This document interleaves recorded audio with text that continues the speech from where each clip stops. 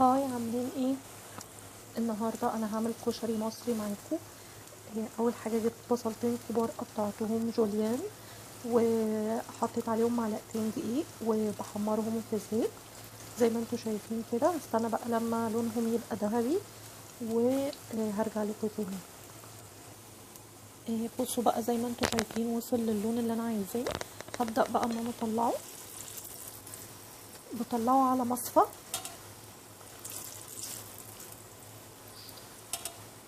بس كده انا هقفل النار. مش بطلعه اغمق من كده عشان ما يمررش معايا.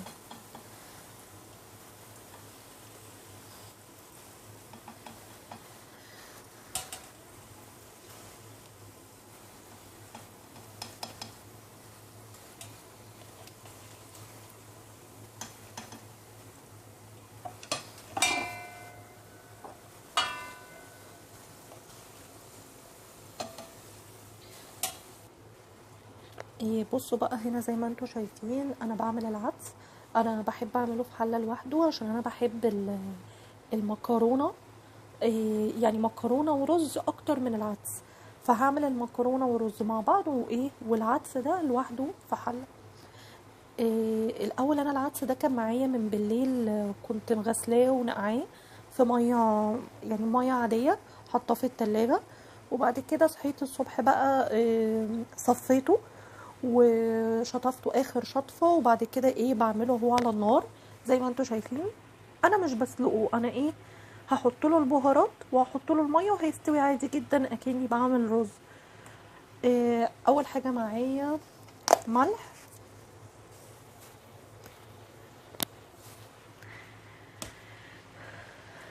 فلفل،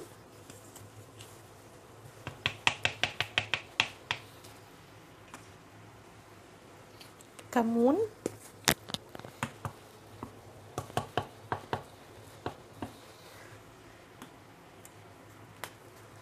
توم باودر، بصل باودر.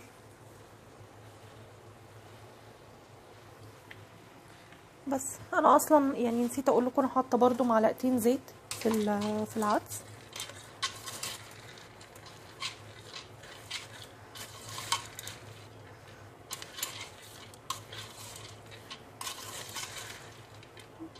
بس هعمل ايه بقى، هحط له ميه واسيبه يستوي. هنا بقى زي ما انتوا شايفين بعمل الشعريه، بحمر الشعريه. اول حاجه انا خدت شويه من زيت البصل صفيته وحطيته في الحله وبحمر فيه كده الشعريه.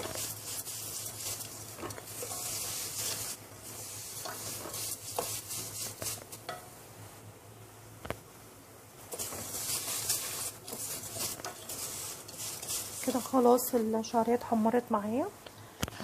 هنزل عليها بقى بالرز. إيه حطيت هنا حوالي ربع كيلو رز مغسول اهو.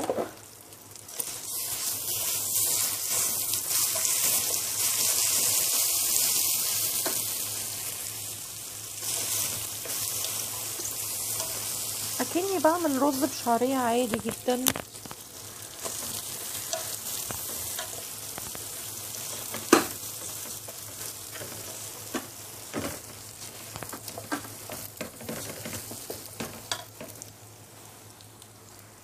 هحط له بقى ملح،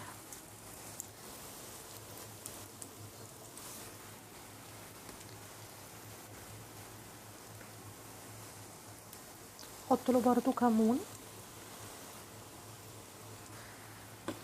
بصوا هو الكشري يعني كمون. احط له توم باودر وبصل باودر، يعني نفس البهارات اللي حطيناها في العدس هنحطها في الرز والمكرونه.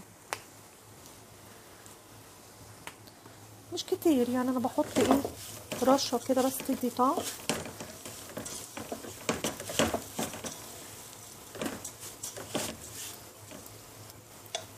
تمام، خليكم معايا. كده انا غطيت الرز الرز والشعريه بالميه.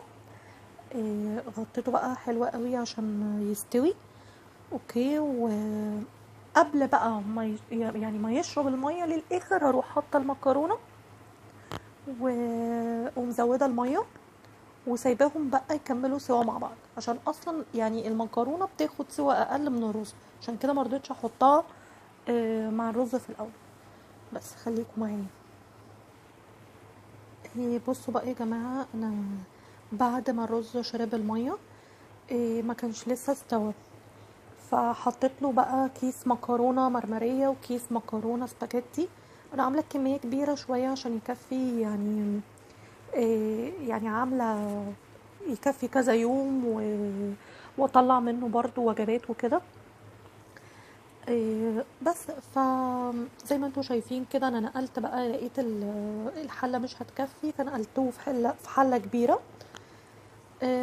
بس وحطيت زودت ميه. بعد ما حطيت المكرونه على الرز زودت ميه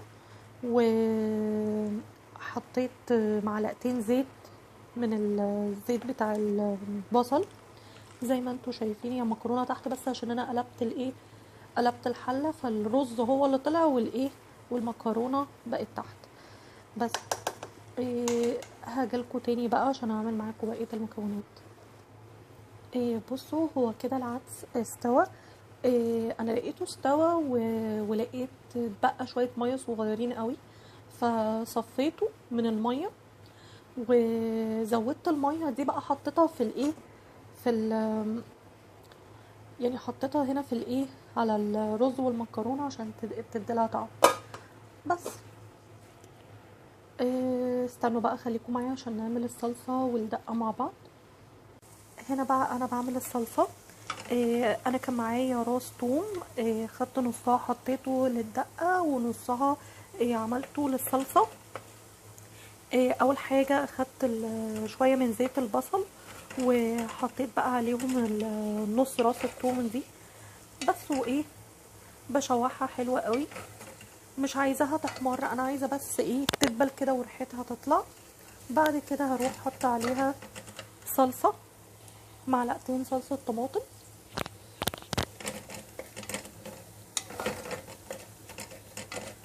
خليكم معايا.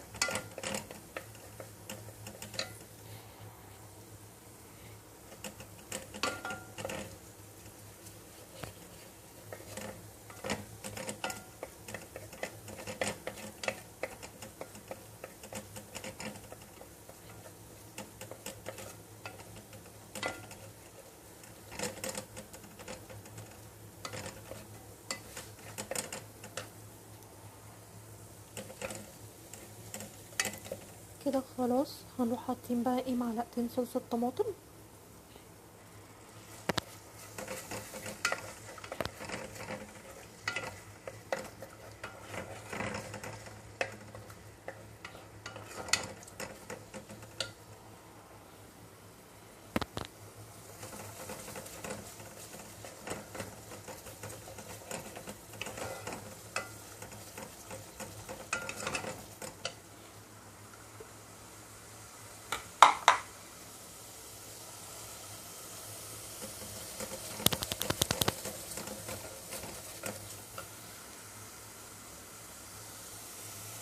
بعدين هحط الصلصه بقى.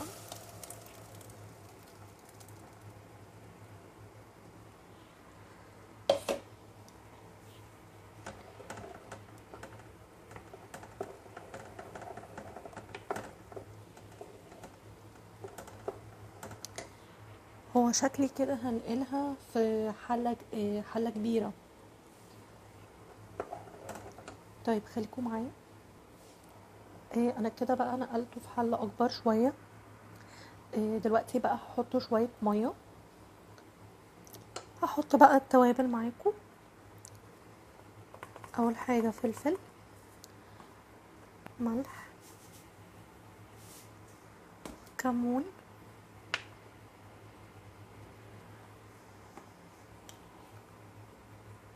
توم باودر، بصل باودر.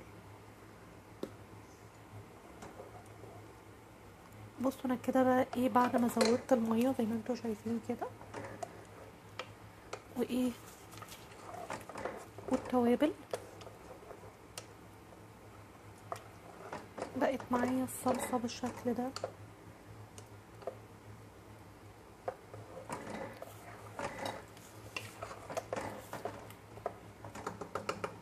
هسيبها بقى تتسبك واجيلكوا تاني. بصوا بقى زي ما انتوا شايفين كده الصلصه اهي اتسبكت معايا.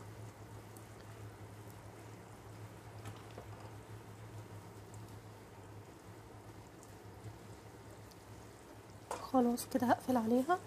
هعمل معاكم بقى الايه الشطه الزيت.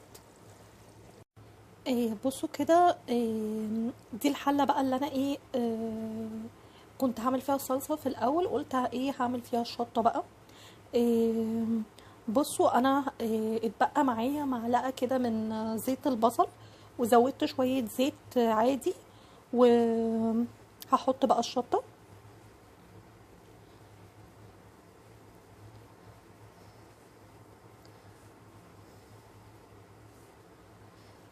دول حوالي معلقتين شطه كبار.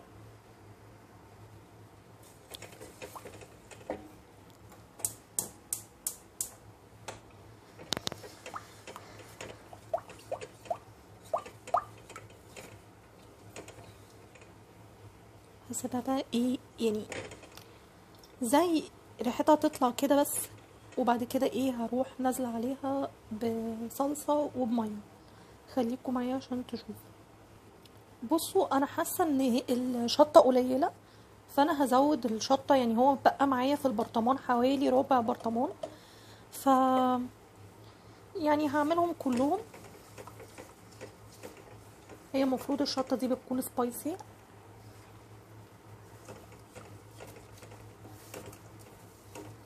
فلازم الشطه فيها تكون كتير شويه.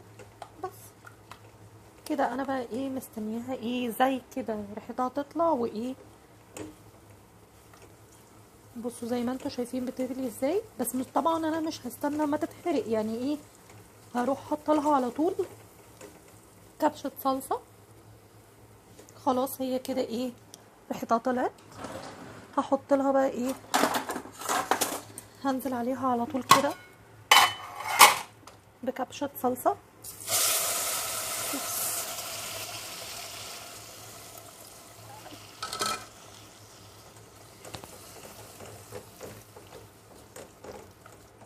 تمام. وهزود لها شويه ميه صغيرين بس كده، يعني ربع كوبايه ميه.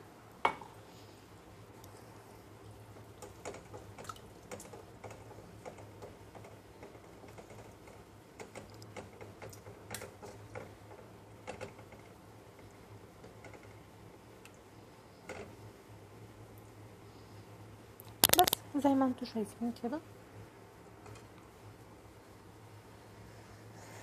واسيبها تغلي وكده هي تبقى خلاص. يعني اسرع حاجه في الاكل دي هي الشطه والدقه برضو.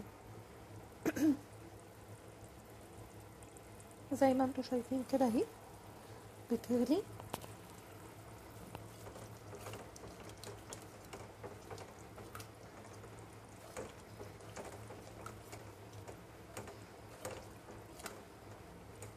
دي يعني اللي يحط منها بالظبط يحط طرف المعلقه، عشان دي هتكون سبايسي جدا.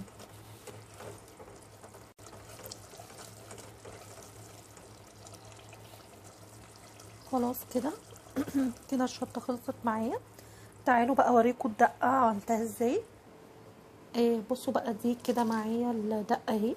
جبت ازازه ميه معدنيه، فضيت كده كوبايه منها، وحطيت بالقمع حطيت فيها نص راس الثوم زي ما انتوا شايفين كده اهي.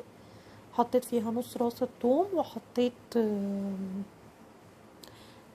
ليمون، ليمونه، وكمون وملح وكزبره وليمون وثوم وخل والميه. بس كده. ده كده شكل الطبق بتاعي. هدوق بقى معاكم.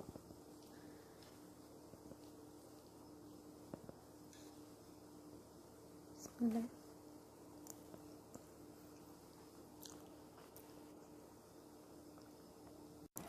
تحفة، جربوه.